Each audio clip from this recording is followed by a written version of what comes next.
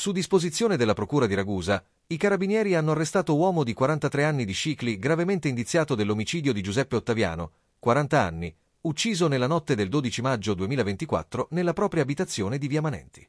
Il corpo della vittima, trovato il giorno seguente da amici e familiari, presentava numerose ferite e un grave trauma cranico, segni di un pestaggio mortale. Le indagini, coordinate dal nucleo investigativo di Ragusa con il supporto del RIS di Messina, hanno escluso l'ipotesi di rapina e ricostruito un contesto personale e relazionale complesso. L'inchiesta ha rivelato che Ottaviano aveva recentemente interrotto una lunga relazione sentimentale. L'arrestato sarebbe il nuovo compagno della ex fidanzata, con cui la vittima aveva avuto scontri nei giorni precedenti al delitto.